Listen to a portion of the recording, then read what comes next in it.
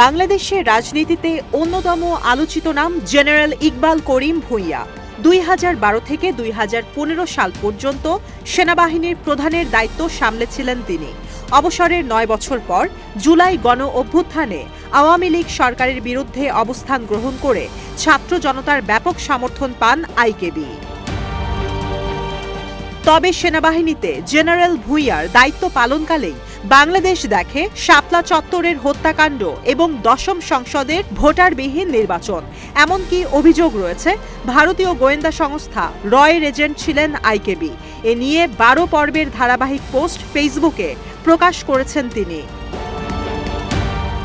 2013 সালের 5 মে রাতে হেফাজতে ইসলামের মহাসমাবেশে ব্যাপক দমনপীড়ন ও নির্যাতনের মাধ্যমে বর্বরতার নজির স্থাপন করে আওয়ামী লীগ সরকার।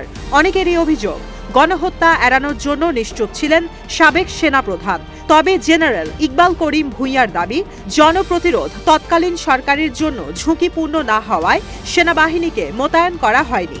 এছাড়াও আইকেবি জানান, ভয়াল সেই রাতে রাজপথে সাধারণ মানুষ কিংবা মজলুমদের সমর্থক এমনকি রাজনৈতিক দলগুলোর অনুপস্থিতি ছিল বিস্ময়কর ও হতাশাজনক।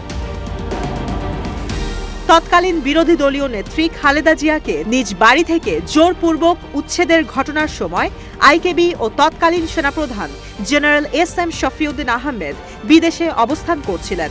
এই ঘটনা ঘটে শেখ হাসিনার সামরিক উপদেষ্টা মেজর জেনারেল তারেক সিদ্দিকের নির্দেশনায়, যা তত্ত্বাবধান করেন ভারপ্রাপ্ত সেনাপ্রধান ও ডিজিএফআই।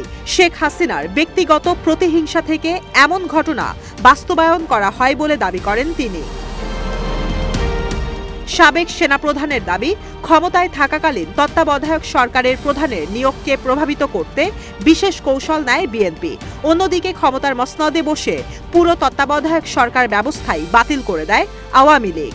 আইকেবি জানান, 154টি আসনে আওয়ামী লীগ প্রার্থীদের বিনা প্রতিদ্বন্দ্বিতায় জয়ী হবার ঘটনা জনগণ জানলেও গোপন ছিল সেটেলমেন্টের বিষয়। কয়েকটি পশ্চিমা দূতাবাসের চাপে নির্বাচনের 6 মাসের মধ্যে আবারও নিরপেক্ষ নির্বাচন অনুষ্ঠানের বিষয়ে সমঝোতা করে আওয়ামী লীগ, বিএনপি ও জামায়াত। তবে ক্ষমতা গ্রহণ করেই প্রতিশ্রুতি ভঙ্গের পথে হাঁটেন শেখ হাসিনা। সে নির্বাচনে সেনাবাহিনীর ব্যবহার করা হয়নি, তাই পাতানো নির্বাচনে সেনাবাহিনী কিংবা সেনাপ্রধানের ভূমিকা ছিল না বলে দাবি করেন আইকেবি। ভারত থেকে প্রশিক্ষণ নিয়ে ফিরে আসার পর আইকেবির নেতৃত্বে বাংলাদেশ সামরিক বাহিনীতে গঠিত হয় প্যারা ইনফ্যান্ট্রি। অনেকে এক্ষেত্রে গোয়েন্দা সংস্থা রয়ের সম্পৃক্ততার অভিযোগ তুলে ধরেন। এক্ষেত্রে সাবেক সেনাপ্রধান জানান, ভারত নিজেদের বিরুদ্ধে যুদ্ধক্ষেত্রে ব্যবহার করার মতো দল গড়ে তুলবে। বিষয়টি চিন্তা করাও অমূলক।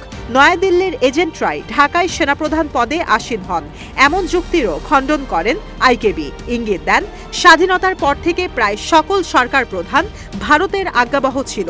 সে হিসেবেই সেনাবাহিনীর শীর্ষ পদে করা হয় রদবদল। সেনাপ্রধান নিয়োগে রাষ্ট্রের শাসকরা প্রভাবিত ছিলেন বলেও দাবি করেন জেনারেল ইকবাল করিম ভূঁইয়া।